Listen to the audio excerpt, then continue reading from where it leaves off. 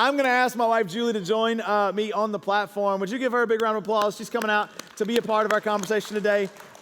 She has our first experience, man, a little like most of our second service came to first service today. We had a great crowd, first service, a great experience, and she is a rock star. And we're going to talk a little bit about this idea of can't stop, won't stop, and what that means and how it's played itself out in our lives in the last 18 months. But before we do, I forgot to mention this last service, so I'm going to need a double dose of you guys to step up during this service. This Saturday, y'all saw the pink elephant on the roof, and you're probably like, what in the world? Okay, so we have partnered with local businesses and opening days all around the city and the community, and what we're doing is just taking the elephant out for a photo booth, taking Mission Face signs, wear Mission Face shirts out there. If you don't have your kit, you can get those at the Resource Center today. You can purchase those. But we're taking all that out there, hanging out, giving out free ice cream at places.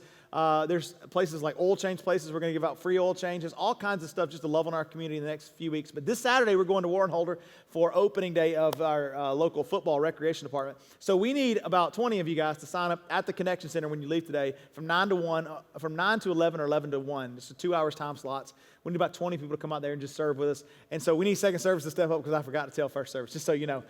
We'll tell them. We'll make them feel guilty next week. No pressure. So if we don't have people show up, it's y'all's fault. And so I thought it would be fun as we end this conversation. Is this on? Yeah, you're on. Okay. Yeah. Just making sure. Yeah. So we have been in this series, Can't Stop, Won't Stop. And this past 18 months has been different for every one of us. And we've all experienced times where I think we may want to quit something, especially quit our job, quit ministry, quit walking with Jesus, whatever you've experienced in your life. But that's a very real thing that people are going through. So I thought it'd be cool first to kind of hear our journey for the last 18 months. And so this is my wife, Julie. If you haven't met her, she really is probably the backbone of what happens around here. She keeps me focused on and not too ADD. Why are you laughing? And so I thought it would be good for you guys to get to know her, but also just to hear a little bit of our journey. So tell us a little bit about your role here at the church, here at Relevant and at home. So for the past 11 years, I've had a lot of different roles here at Relevant, but currently I oversee our Next Steps team, which, including me, is a total of 4 staff people. Austin, Jamie, and Rick are the team that I get to serve alongside. And so we're in charge or responsible for anything from making people feel welcome their first time on campus, to making sure that you have coffee, all the way to people taking their next step with something as serious as baptism, and all the way to the journey through wholeness and healing. Yeah, so it's a long process, and it's an incredible job you guys are doing. And then at home, tell us what you do at home. Oh, I stay in my lounge clothes as much as possible. That's what I do at home, but my greatest contribution maybe to our family is that I homeschool our 2 boys. We have one that is 14 who just started high school. It's technically his freshman year of high school, but he's a little further ahead. And then we have a soon-to-be 10-year-old that I homeschool. He's a little bit different. His 4th grade year, and he's starting 1st grade. Well, no, just kidding, not that bad. He's there. He's grade level, but he's just different than Jace, and he's almost 10. His birthday is at the end of October, but he celebrates all month long, and so I'm thinking this year we're probably going to start mid-September just because of him. He will start mid-September. Yes, he will be reminding us that it's his birthday. But I homeschool both of them through part of the day, not the whole day. Yeah, so you're here Tuesday and Wednesdays, and then homeschooling. Some of our kids do work at the churches as well throughout the week as far as their school goes. But yeah, one of the things, in January, he'll be telling us what he wants for his birthday in October. And I'm like, bro, you just got through Christmas. 10 months away, buddy. So that's him. So it's been a wild year. How many of you guys would agree with that? It's been a wild year and a half. And I don't like to think of all that we've been through in the last 18 months as just a pandemic. I think there's just so many other things that are just beyond. I mean, everybody knows the COVID word, but there's so much more than that. The fallout and the effects of that are very real. And so what do you think has been the hardest part for you about, we'll just kind of take this last 18-month block and the roller coaster that has been that 18-month block. What's been the hardest part for you, maybe us as a family, whatever? Oh, there's been a ton of different things that have been difficult, but I think one of the things that I struggle with the most is that nothing can prepare you for something like this. Carl and I both went to college, both pursued ministry, and they don't nobody can teach you how to lead in these certain times. And so I think for me, and Carl probably as well, in situations of crisis, you kind of think back to your past experiences and how you dealt with a previous crisis. And the only experience that we had to draw from was Hurricane Katrina. And we were both in leadership to some degree in that situation, but Carl sat in a different seat. He wasn't the lead pastor. He was a student pastor at that time. And so it was more of a support role that he provided. But I think Katrina was a little different. It was completely devastating to that area, to us, to everybody that lived there. It was awful. But the one thing that was a tangible win for people from Katrina was that there was work to do. There was something that they could do. And so I was a high school teacher at the time. 90% of my students lived in a FEMA trailer or a tent after Katrina. And so they would go home and work to restore or rebuild their houses with their parents and volunteers and things like that. And so there was a unity that came amongst people that lived in the same neighborhood, in the same area, and they worked together. And so that was great, although through all the devastation, there was something that was good that came out of it or that people worked towards. And I think the difference is with COVID, there just seems no end in sight. There seems no tangible win that we can grab a hold to and that we can unite around and say, oh, we're all in this together. And we hear that phrase all the time, but it certainly doesn't feel that way when you read and when you're on social media especially. And so that has been very hard. There was no preparation for us. It's kind of like, oh, this is happening, and we had to figure it out in the middle of it. Yeah, I think two words come to mind. You used one of them. First of all, is the idea of being unified. When we were a part of Hurricane Katrina, I remember we were on the ground 48 hours after the storm hit, and we literally walked through houses and you would go and there'd be markings on houses of people dead or alive in the home, and it was crazy and it was devastating. It was overwhelming. But there was something that happened. People were coming from all over the country. There was a unified effort toward an end goal, or what I would say progress.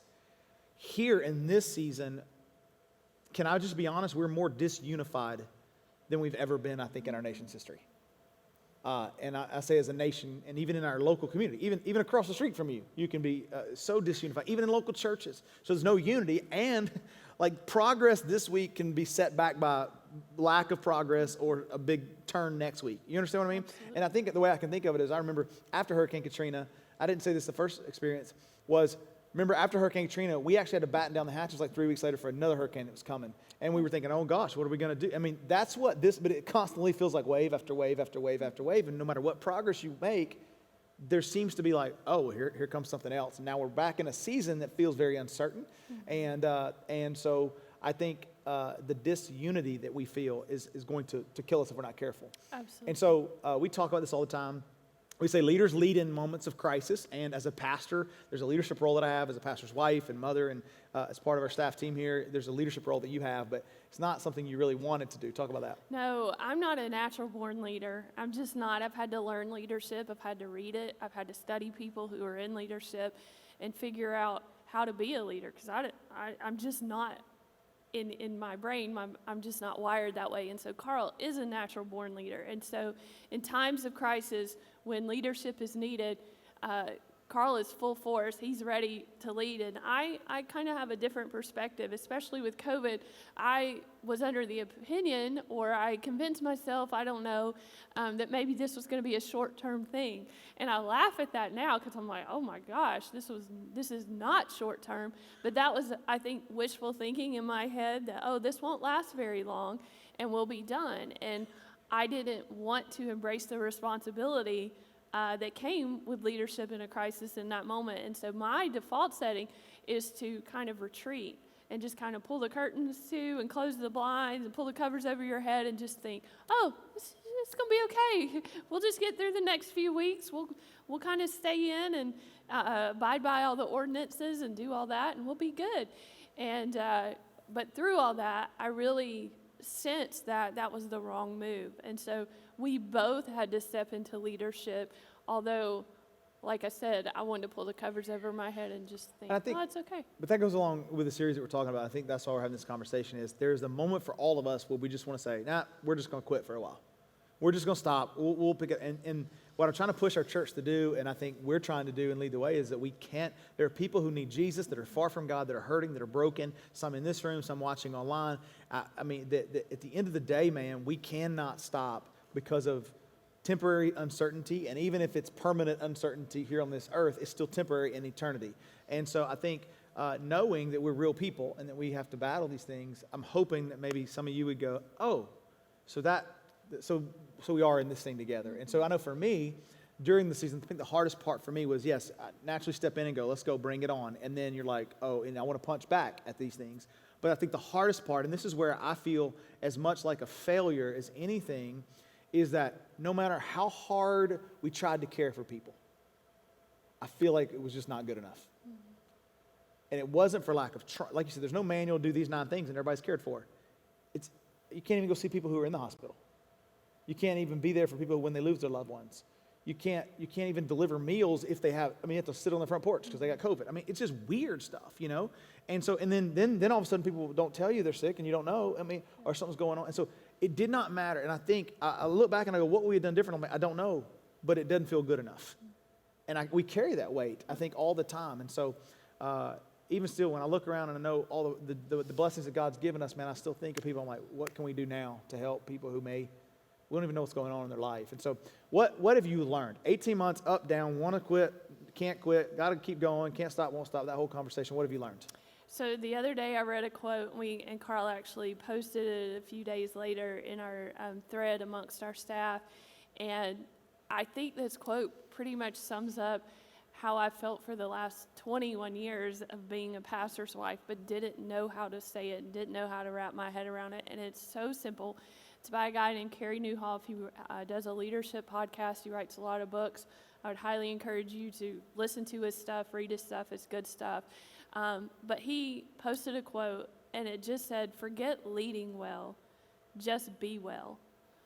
And, man, that I almost can't say that and read it without getting emotional, because that's really what I want to do, is just be well.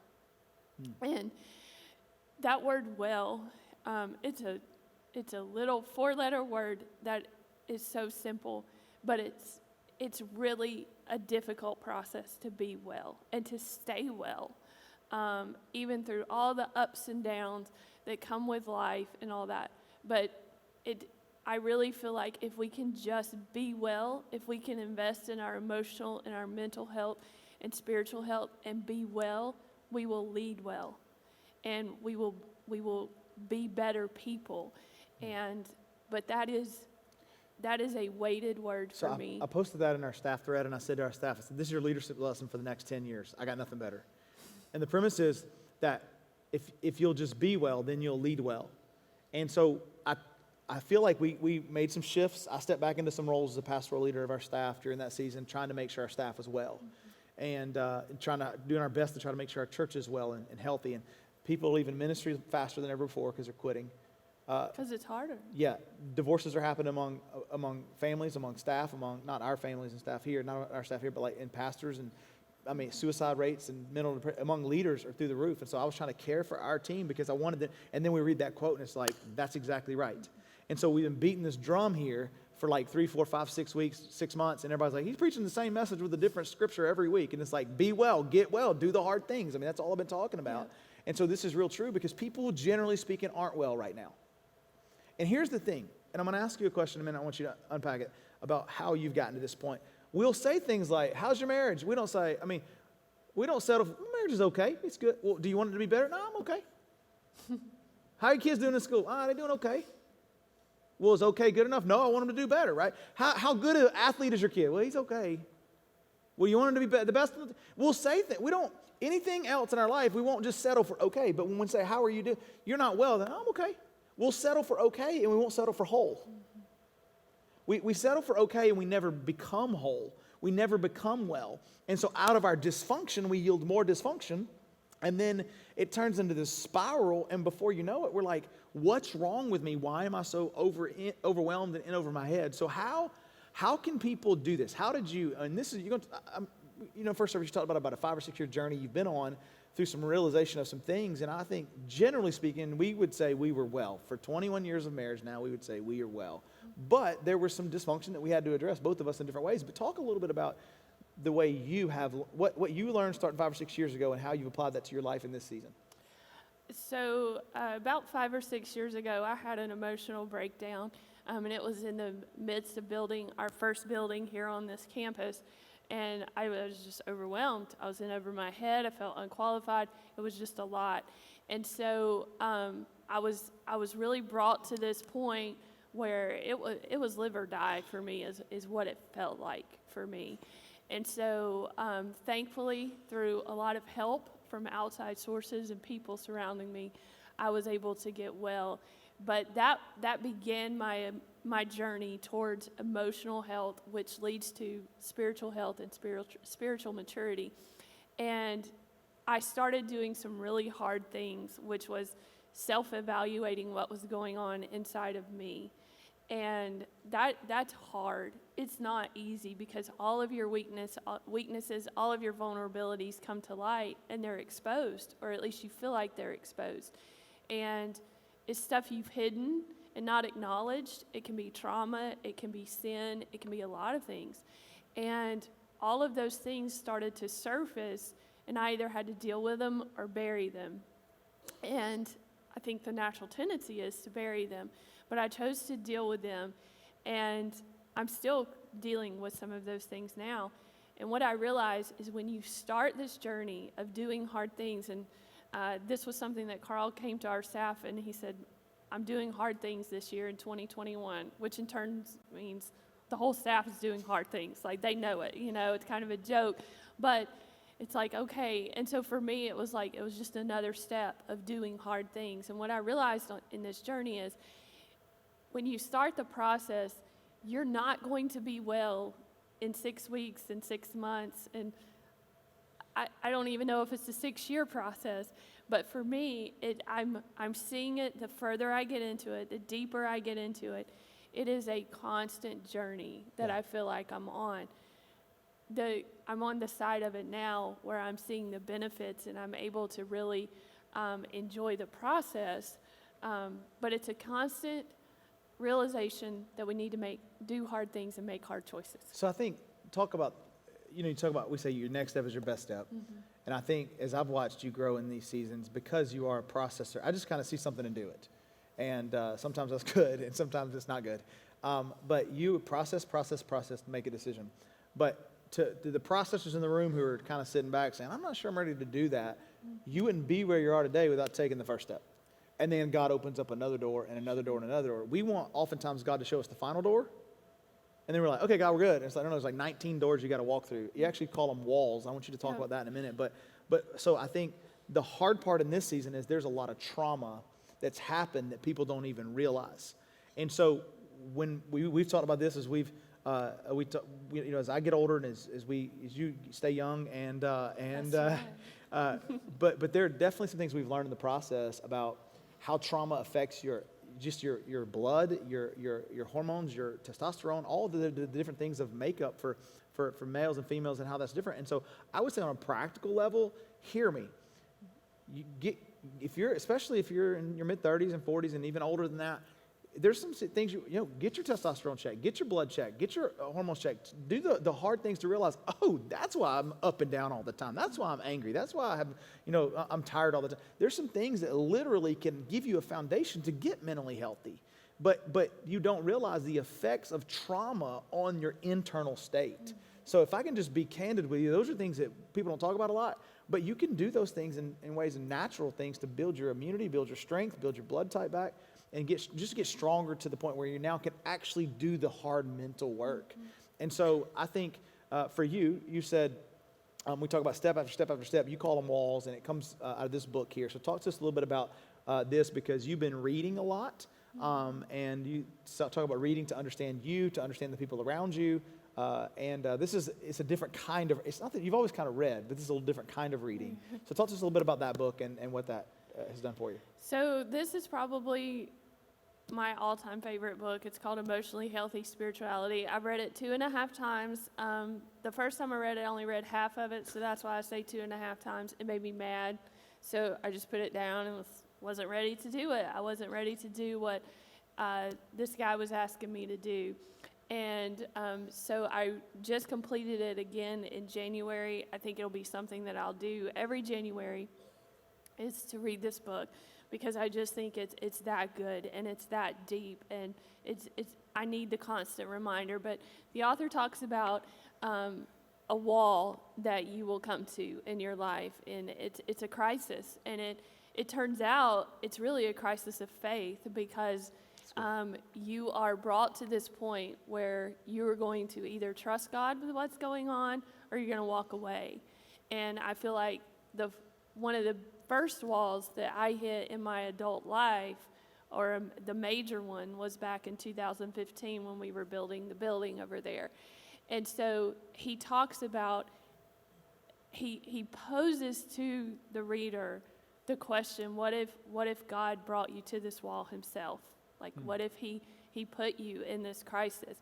And oh my goodness, can I just tell you, that wrecked me, because it really frustrated me, because going through what I went through in 2015, I thought, well, why would God, a good God, bring me here to this place, this wrecking place, this awful place, and a point where I felt like it was live or die? Like, why would God do that? And the whole idea is that God wants you to have total dependency on him.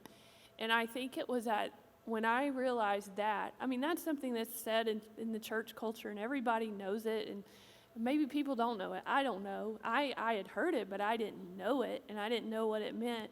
And I came to the realization that I really felt like God brought me to that place so that I could have total dependency on him.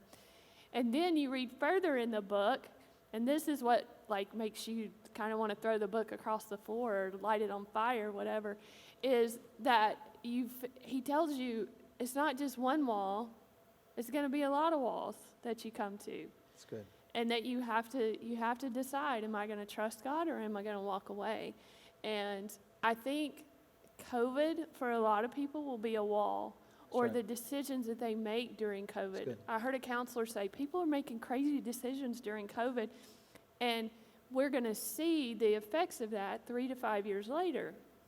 And so I know what's coming this time with this crisis, and I just think COVID's going to be a wall for people and the decisions that they make, and then they're going to be faced with the fact, am I going to stay or am I going to walk away? Because they're okay. We're okay. We're good. We're good. Well, no, you're not. And so for most people, and so I think this is one of the reasons we have something here at Relevant Church called The Good Life. You can get this book at the Resource Center. You can read it, but chances are most people don't finish it because they're like, oh, it's too hard. The Good Life is an introduction to dealing with the things in your life. If you've been through the Good Life, you know that we make you deal with some stuff in the Good Life, and it's a process. And then one of the steps out of the Good Life is emotionally healthy spirituality. It's part of the Life at Relevant conversation that you can sign up for and be a part of. But we highly recommend. We actually require it to do the book study at the church, but we highly recommend going through the Good Life and then doing the book study together. And then there was another book that you're reading. You've done this, and you just started this with our staff. It's called Stay, kind of along the same way, about mental health and dealing with some things. Talk about that, and then we'll jump into the scriptures for a minute. So I love this book. I started it a few months ago, and when I was reading it, I said, I need to do a book study with our younger female staff and our female staff wives, those that are kind of on the younger side, and because the author writes from the premise of what your 40-year-old self would tell your 20-year-old self. And imagine you now writing a letter to your younger self. What would you say? There'd probably be a lot of wisdom in that, right?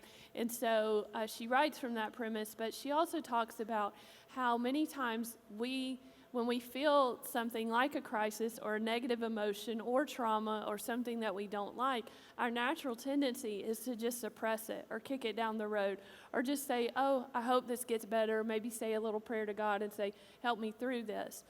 But if it really is a wall, if it is a place that God is bringing you to, then you should stay there. And, staying, the whole idea of just staying in a place, most people run from. We run from our marriages. We don't want to stay. We abandon our children when things get hard or we walk away. And so even just the idea of staying, being rooted and grounded somewhere is kind of a novel concept in our society today. But she talks about staying with those feelings, really taking the time to process them and allowing God to come in and replenish and restore you. And you can't do that if you're running or if you're constantly on the move.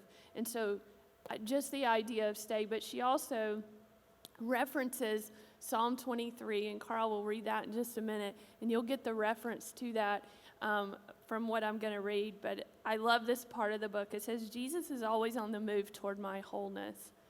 And gosh, that is a weighty sentence when you really think about that. God cares about your wholeness and your healing and your well-being and you being well emotionally and spiritually. And she says, so I stay here with my confession, my panic, and my desperate need for approval. Christ at the table stays with me. This is the reference to Psalm 23 right there. And she says, his eyes are on me. I am seen with my drive for advancement, my selfish ambition, and my fear of insignificance. He passes me nourishment for my body and for my soul. Jesus brings me back to my worthiness and constant welcome. And this is so good. His stance stays the same no matter what the condition of my heart may be. And so he's always the same. His view of you, his stance towards you, his posture towards you is always the same. And then Jesus is always on the move toward my wholeness. Yeah, and I think in this culture, and I want to read Psalm 23 in a minute. You talk about walls, you talk about staying, and what I think I've seen, and I think it's so frustrating and irritating to me in this season is we have a lot of people that come to their wall, and they don't address the wall, and they never get over the wall, so they stay behind the wall and cast bombs at people who are on the other side of the wall. I want to be negative and criticize everything that's going around me, but I don't actually want to deal with my junk.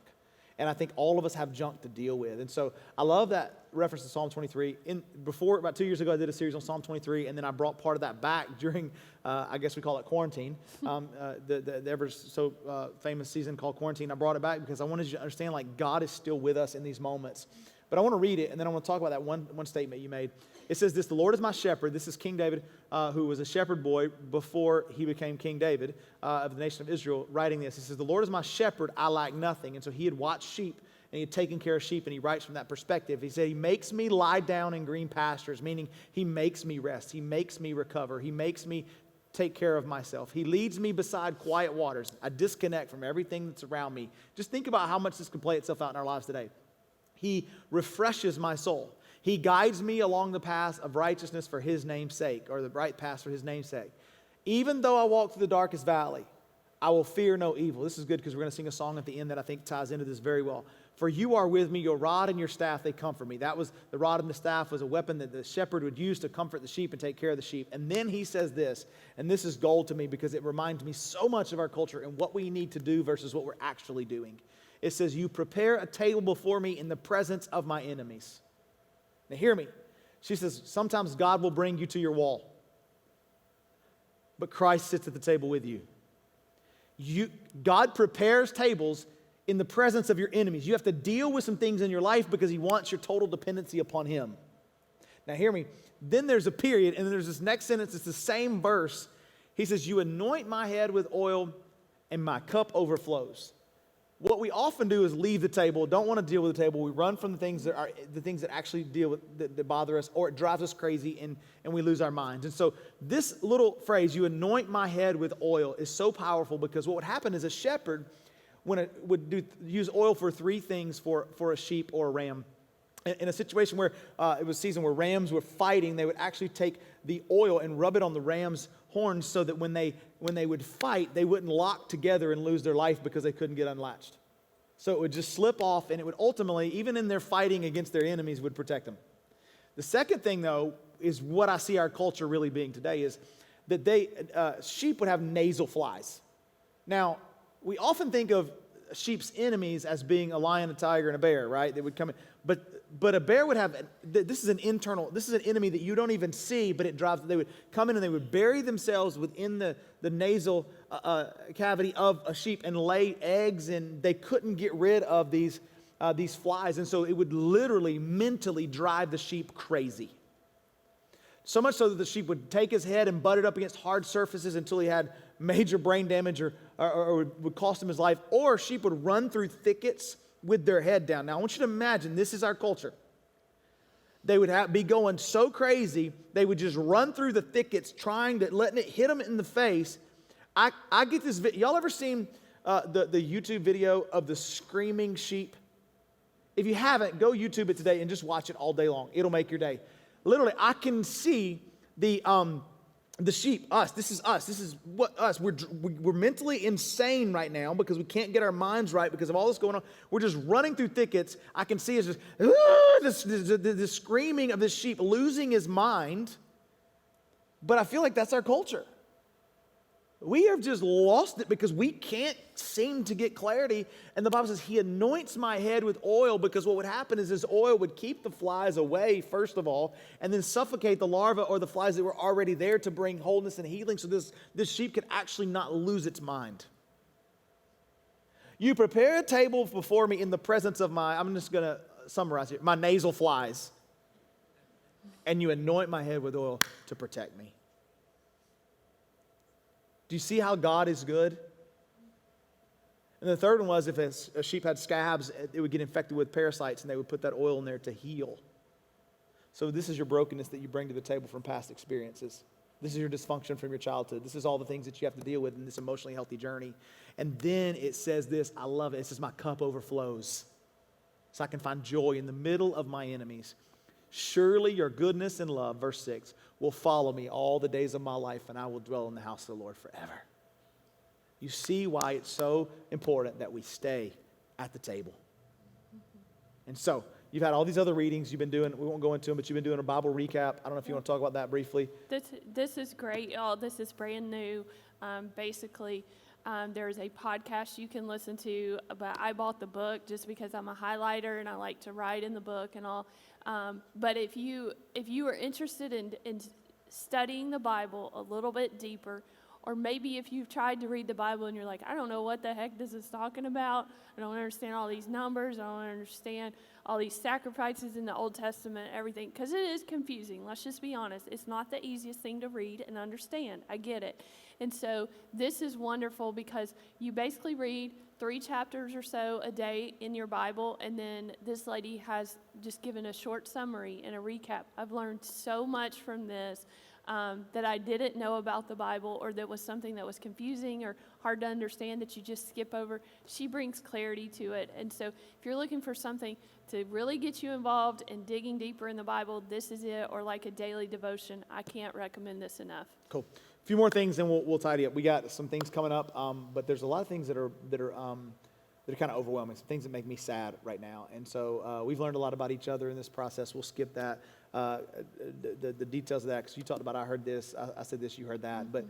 But I think through leadership, through ministry, through whatever, I've seen you grow and step into places that are uncomfortable, but that you wouldn't have been prepared for had it not been for doing hard things. And I think, this has been a very difficult season for me as a leader. And so, I don't know, maybe you can talk about how the things that we've dealt with, what it's prepared us for, what we've learned about each other, I don't know, just kind of unpack some of those leadership lessons.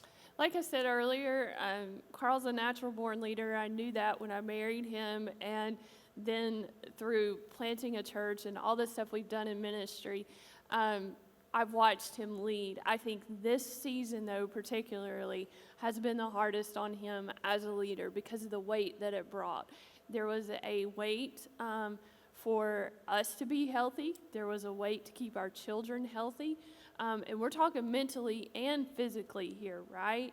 Not just, for the first time ever in our life, we had to worry about outside sickness. What was COVID and protecting ourselves from that? That was so crazy to even think about. But there was also this idea that we wanted our church and our staff to be healthy through all of this. And so the weight of that, and like we said, there was no manual, there was no preparation, there's not these 5 things that, they come in and tell you to do in times of crisis. And so he just had to figure all of that out. And so I saw the weight of that. I think he was more stressed during this season than I've ever seen him. And Carl really doesn't get stressed. I'm the one that gets stressed about the littlest thing, and he's just fine. Like, he's cool. Like, we went on a trip this week, and I packed the day before, or 2 days before. He packed the morning up and was washing clothes, like stressing me out so much. But when I tell that story, that. you act like I'm making that stuff up. What? Making what Like up? you packed like a week before. I didn't pack a week before. That planned would it. be made up. You planned it, though. No, I did not. I've gotten a lot better. But, like, who packs the day of? That's ridiculous. No, I think you need to read this. But anyway, I've seen him carry more stress and more weight. And then what really gets lost in all of this is the fact that on top of everything, we were building this building. And we were too far along in the process to stop. We were already on the inside finishing out the finishing touches when COVID really hit. And so we kind of slow rolled it for a little bit, but if it just would have been steel in the ground or foundation, we would have stalled it out, but we couldn't. And so here we are, and we look, I kept saying, Carl, we look ridiculous. Like, who opens a bigger building in the middle of COVID? Nobody's coming. And because everybody else was trying to figure out, okay, how can we do away with this service and only have this many services to accommodate a smaller crowd? And here we are. Well, look, we're building this huge auditorium, and nobody's coming to see it. But I saw the weight of that with him. And then there were issues with the building and all the stuff that had to be dealt with. It wasn't a smooth ending to this at all. It was drawn out. And the responsibility that we felt and that he felt financially for this, and for those of you who are generous and you give your money, we don't take it lightly. It's not lost on us. And the responsibility to steward that in the middle of a pandemic, and when it seemed like we shouldn't even be in a building process after the COVID, we were finishing one, and it was hard. And so I saw Carl had to carry that weight, and what it did to him emotionally was hard. But like I said, he's a natural-born leader, and this is what he does. I think the hardest. Thank God for our elders too. Absolutely, we and were our here, staff. Yes, Have an incredible staff. We did. The elders sat down with us until midnight. Me and just leaning into them, getting advice, dealing with the things that were beyond our control, 100% beyond our control, trying to protect the integrity of our church in the process, and knowing that in the middle of COVID, everything was out of everybody's control on every front. But the reality is we had to stand firm and say, we are going to continue forward and operate with integrity. And the weight, this as well as I do. I carry this very heavy as a dad and as a husband, the financial weight of that, regardless of the fact that other people help make those decisions. I couldn't sleep at night. Yeah. And COVID was like secondary. Yeah, and I remember Carl actually made me a promise this time around that this building would not do to us what the first building did, specifically me. I think when he said us, he meant me because of what the first building did. And in fact, when we started talking about this building being built many years ago, we were in Dallas talking to people, and they probably thought something was wrong with me because I did not say a word. And like my eyes were glazed over, and I was just like, I felt like my head was spinning, and I was not ready to go through the process again because it was triggering what had already happened to me.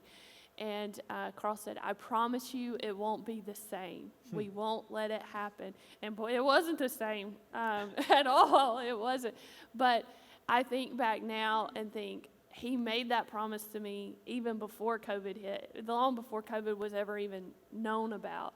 And so I think that it was all the more hard for him to keep that promise because on top of building the building, then you have COVID, and it was one more layer of junk to deal with. I think I know that we would not be in the same place had we not done some of the hard work of what you're talking about, dealing with those dysfunctions from our past. I had to deal with some, this the last 10 years of my life, dealing with the loneliness from my childhood, dealing with maybe just the need for approval 10 years, 12, 15 years ago, those things, man, wrecked me when I was probably 28 years old, 27, 28 years old. Just dealing with all those things had we not dealt with those things, we would have not been prepared for what we're facing today. So my challenge to you is that I think the saddest part for me in this season is that people are walking away from their faith. Pastors are leaving ministry. Staff are quitting, not here, but all across the country. Divorces are happening in homes and churches. People are leaving their faith in church and in God. And what is coming is a different level of brokenness. Yep. Because we're not willing to do the hard stuff. And so I keep pounding it and pounding it and pounding it. But the decisions that people are making today, well, you're making a decision either to get whole or not to get whole, one of the two. And those that don't get whole, man, the next 10 years are going to be very, very hard. Very, very hard. And so we've been asking God, will you do something in us so you can do something through us? And so it has to happen in you for it to sustain itself through you. And so that's the saddest part. But let's talk real quickly before we sing. What are you most excited about in the next 3 months? Because our church is sitting, we've been ready to go for this time, and then of course now there's just all the chaos of what's happening in our culture right now. But what are you most excited about? I'm really excited that football's back on TV. Like, super excited. I'll be even more excited next week because I'm an NFL fan. College football, I love it, but I get really irritated with it.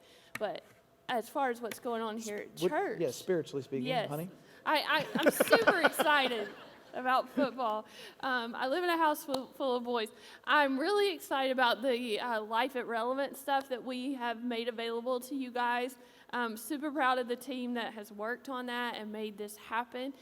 Can I just say that if you have not signed up for something, if you've just kind of tossed that piece of paper to the side, you are walking away from your next best step. And don't do that in the middle of this season. Dig in, find a place of connection, find a place of growth for you. And so I'm super excited about that. It's going to be ever changing, and we're going to be releasing new opportunities to you throughout the upcoming months. I'm also really excited about the parenting conference. That's next week. If you sign up for that, you're going to get this book. It's amazing. And we're actually, Carl and I will be doing a book study with this, a small group book study with the people who sign up for the parenting Understanding conference. your kids' hardwiring is what it is. Yes, and it is wonderful. It really does teach you how to be a better parent in simple, easy steps, and it's just from realizing how your kid's wired and how God created them. And so we do have childcare available now for that. We do have childcare available, which is important for that. Yes, so just so you know, if you think Lowe's is having a hard time hiring, finding good childcare right now is not very fun, okay? So we're providing childcare as we know we can do it with quality is what it comes down to. So we have childcare for this now. If you haven't signed up, we do have that. Yep.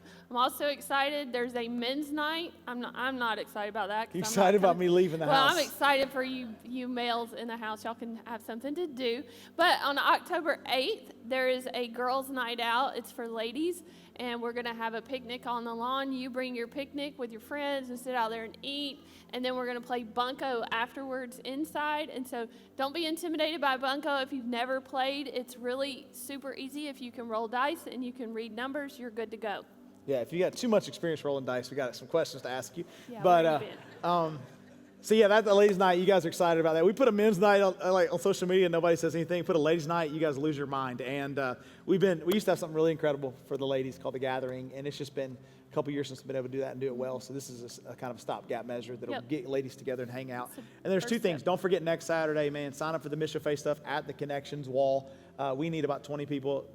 9 to 11 and 11 to 1, about 10 each spot would be great. And then next Sunday during the 11:15 service, first of all, Reggie Dabbs will be here next Sunday. If you never met Reggie, incredible communicator, funny, but he travels all around the country, and I think he's going to give us some insights to what's going on with our next generation as well, as he does school assemblies, and it's just unbelievable what's happening with our next generation on the negative side, but also the hope side as well. And so you're not going to miss that. But at 11:15 next week, for those of you watching online, don't leave me here. We are going to be piping in the 11:15 service out to the football field on a brand new LED screen where you can bring your lawn chair, bring your cool towels, bring your cooler, and come hang out and watch service and just be around the people of God. We won't come up to you and get all up in your business, but if you're not comfortable being in the building, then go out there. If you're comfortable being in the building, don't just go out there to goof off and throw the football in the middle of a service, okay? But nonetheless, if nobody shows up, we're going to keep doing it because we want to break down walls for people who aren't here. We think the church ought to be together. And so come and be out there and experience that. Only the 11:15 service for now that we're going to be doing that, and that's next Sunday. So I want you to stand to your feet. Would you give Julie a big round of applause? She hates this kind of stuff. You're a rock star. Love you. There was a moment that we had this past Sunday night at the night of worship. And at the conclusion of the song, you can be dismissed. You can give on the way out, give online through the mail, however you want to give, and sign up for whatever you need to sign up for at the Connection Center. But there was this moment after we took communion this past week where we sang the song, "Not for a minute was I forsaken, the Lord is in this place. God of my present, God of my future, you hold it all together." And there's a lot of people who just feel like it's out of control. I'm going to ask you to take these next 6 or 8 minutes. I know it's a little long, but take these next few minutes and let's just press into God for a minute and just thank Him for His goodness. Thank Him that though I walk through the valley of the shadow of death, I'll fear no evil. Your rod and your staff, they comfort me. You prepare a table before me in the presence of my enemies. But you anoint my head with oil and my cup overflows. Surely your goodness and mercy will follow me all the days of my life, and I will dwell in the house of the Lord forever. That is the goodness of God. And so as we sing this song, let this be a moment of reflection of God's goodness, and don't just sing it and stand there. Enter into the time of worship. And then at the conclusion, you can go to our prayer and care room. We got people waiting there to pray for you if you need prayer. We love you. We believe in you. Let's pray together and then we'll sing. God, thank you for your grace. Thank you for your mercy. I pray you just help us to just reflect on the words of this song and take them to heart because you are indeed good. In Jesus' name.